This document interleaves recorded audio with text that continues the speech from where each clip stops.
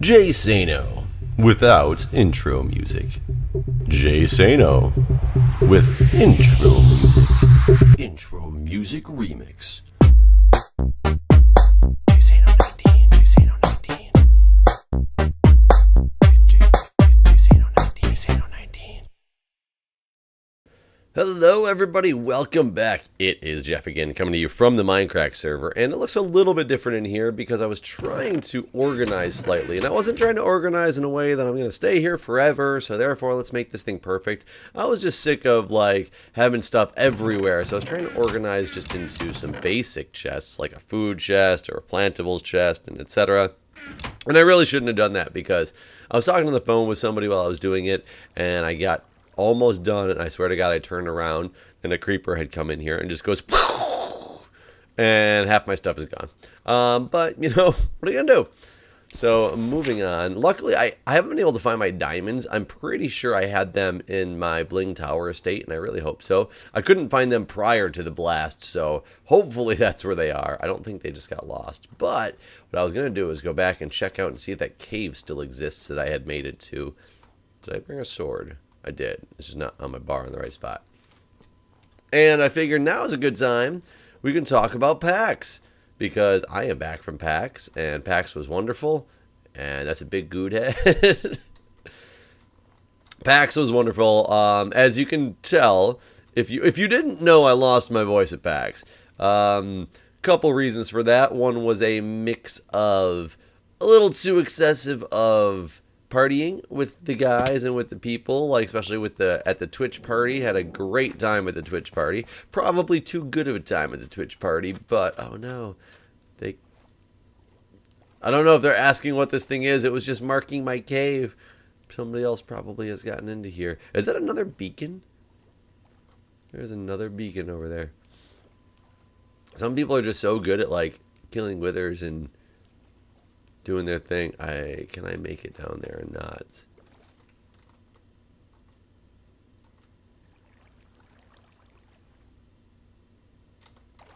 Okay, I made it in. The question is, has my cave been finished being explored? Well, I know for a fact that there's iron right here, so that's good. But so a combination of partying a little bit too hard at the Twitch party, as well as I think I actually did come down with a little bit of something while I was there. Probably just the sheer amount of people, which I am somebody who does not get sick very often. I think part of that is because of being in the medical industry. I am around sick people all the time, so I can't say I'm immune, but you know, I kind of get immune to a lot of things that other people otherwise would get sick by. I mean, it's pretty common with hospital workers is they start out their careers getting really, really sick because they're just surrounded by all the stuff that they're not used to being surrounded by on a regular basis, and then they build up kind of, you know, an immunity to some of these things. But there's a lot of things here. But it means a lot of times that when I do get sick, I don't just get like, oh, what the... That was the weirdest thing I've ever seen. Apparently if a creeper glitches into the floor, he will only blow up one block. Good to know. See if I can make it happen again. Not even sure quite how it happened, if it was the way he bounced off the ceiling or what the deal with that was. There's Enderman. Man, it is scary and dangerous over here. But that made it really annoying because for one, I didn't feel like doing too much near the end. I wanted to go home. I didn't want to go hang out with people because I was like really tired and not feeling right. Why is everything so glitchy? You just dropped like the world over here. You just give me like, sweet. Oh, I had a chest plate. It's gone. Hi, buddy. I'm gonna leave you alone. Hi, buddy. I'm gonna kill you. I think the sounds are really off. Man, I kind of don't get what's going on. This sword's gonna break. I'll need to make a new one soon. There's so many skeletons in here.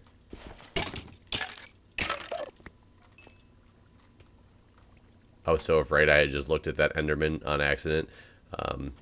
No chicken on my bar. So I lost my voice completely. I mean, it made it to the point where I couldn't hold on conversations. Everybody was just laughing at me because I would try to talk and they couldn't hear what I was saying. I mean, because I had no voice. And I don't know if you saw, you know, I was on a panel at PAX, and I still wanted to make my appearance on the panel to show that I was there, you know, with the group and all that stuff. Especially, my name was also in the brochure for it. I didn't even want to go to the convention that day. I was trying to like not go to the convention, but I was like, man, we got our meetup. We've got a Twitch signing for, you know, mainly for Zisto and for Pause that I should be there and support them for, which ended up being like that. We all got in a big line and we signed stuff too. So it was kind of cool. But there was that. There was the panel. And at first I was like, okay, I'm just going to sit in the audience during the panel. And then I was like, no, I'll sit up on stage during the panel. I'll just tell people, like, I'll just talk for a second so that they understand why I'm not talking much more and just be done with it. And I think it worked out. It worked out okay. We have too big of a group of people when it comes to those panels, because even at the PAX East panel, I was like hovering on the edge of the stage, and in this one I was really like scrunching myself in there next to Wes to make sure I could fit. So it might have been better dynamic for the group had I sat on the or in the audience, but I think it was still fun showing my participation and my, you know, support in the group and everything like that. I tried to, you know, try to be a nice guy, as well as I wanted people to know that I was there too. I didn't want people to be like, well, Jay Sano must not have come to PAX. So yeah, I'll be honest, there was a little bit of my own selfishness in there as well, but I think that's understandable. However, PAX itself, every convention that I go to, I swear I meet the people in the YouTube community, in the Twitch community, in the just gaming in general community, for the most part, are some of the coolest people I have ever met. I mean, this time I met like MK the Worst, I met Bacon, those guys, and I'd met Bacon actually a few times before, but that guy was just such a genuinely upstanding person.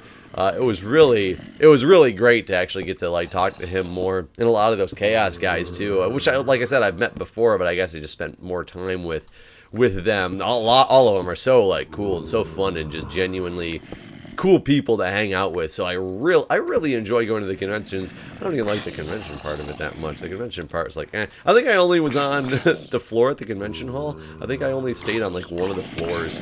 Oh, damn. I only stayed on one of the floors. I didn't even go venture to a lot of the stuff that was going on because, oops, I don't know why I just decided to take out that bat. I was like, screw you, bat. Oh man, I thought you were going to explode. So I love conventions for the aspect of the cool people that I meet. MK the Worst was hilarious because she was like, I don't know, she was at the Twitch party and made some comment about the fact of how nobody's like nervous to come introduce themselves to her because she's, you know, she's not that good. And I was like, what are you talking about? I was like, I was nervous to come over and say hi to you. I was like, I think you're awesome.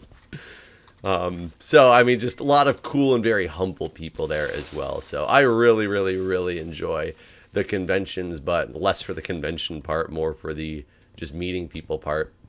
That creeper looks scary. Is he going to jump out of there? He might. I'm kind of afraid if I can walk this way or if he's going to jump out.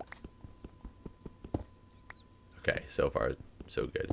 So, however, in dealing with, I will tell you, I've complained about planes and things like that in the past, and generally I don't have too big of an issue in a lot of plane flights. A lot of them are pretty like seamless, easy, good to go, but I will still, you know, complain about certain things. Like I still can't understand the people who don't put their bags in wheels first so that they can fit 3 of them across in the overhead compartments. God damn it, people, learn what you're doing.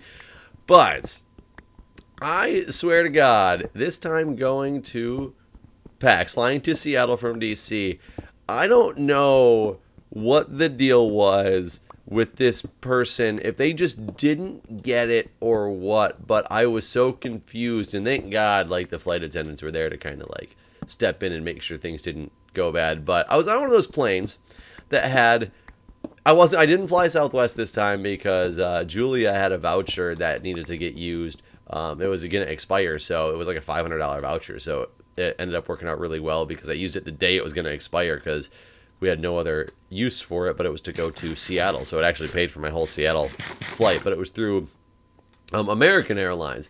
And it's one of those planes that doesn't have like TVs in every seat, but it has TVs every like 3 or 4 rows come down from the ceiling. They like fold down from the ceiling so that you get like 3 or 4 rows where the people get to watch like the same TV. And during it, they play like either TV shows or movies, depending on how long the flight is. And on my first leg, they only played TV shows, and on the second leg, they actually played movies because it was like my second leg of the flight was like 4 hours, and the first one was only like 2.5 or something like that. So either way, I'm flying and watching TV shows, and they were actually showing the intro round, not intro round, what do you call it? The first round, essentially, of American Ninja Warrior that they had played. And I was like, sweet.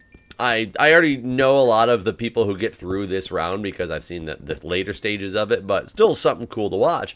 And then that little girl gets up there. I call her a little girl. She's really not a little girl. Physically, she is a little girl, but she is not she's not young or anything like that. Katie Tazantaro.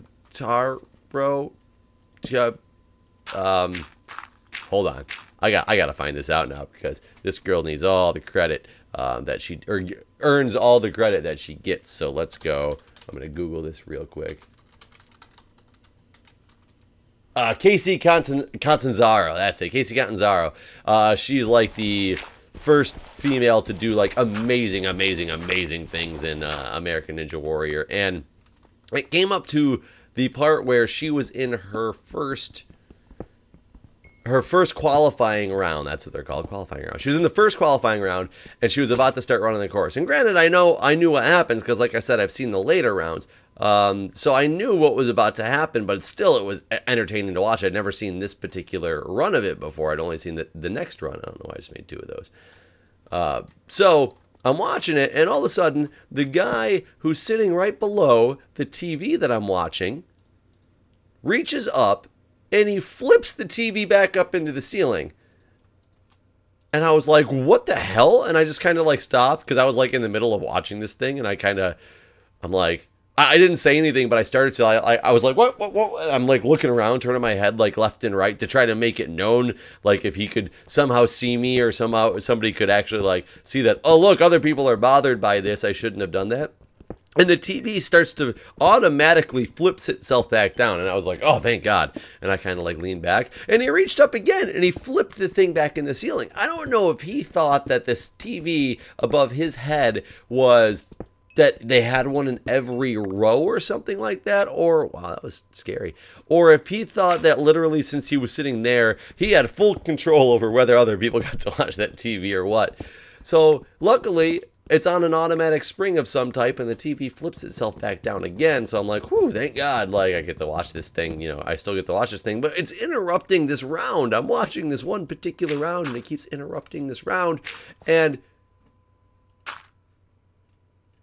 all of a sudden, he pulls the flight attendant over, and he starts, I can see him, I can't hear what he's saying, but I can see him pointing at the TV and making the motion of flipping it up, and I'm like, are you freaking kidding me? Like, if he convinces this flight attendant that he should be able to flip this TV up so nobody else can watch it, I am going to be so mad. And luckily, she was, oh, there's a skeleton right up there.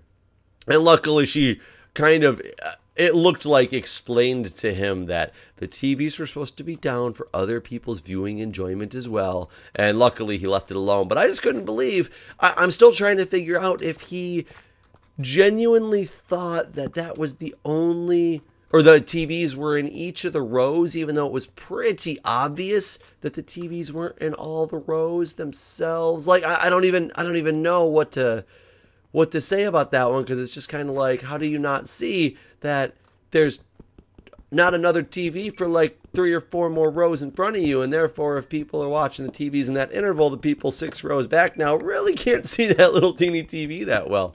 But I don't quite understand what happened. But the one thing I do find kind of crazy is on the next trip, on the second leg of the trip, they played a movie at first because it was a longer trip, and then they went back to playing TV. And they have this thing on American Airlines, apparently, where if you're going like westbound, it shows one set of things, and if you're going eastbound, it shows another set of things. Now, the problem is when I'm flying, especially from like DC to Seattle, it's all westbound. There's no eastbound leg in there. So when you have multiple legs of a trip, you end up just watching the same things on their TVs over and over and over again, which is really annoying. And I'm used to Southwest now, who Southwest has this deal with DirecTV, or no, excuse me, Dish Network, where if you fly with them and they don't have any TVs on board, but you bring your own mobile device. Well, I think I found an exit.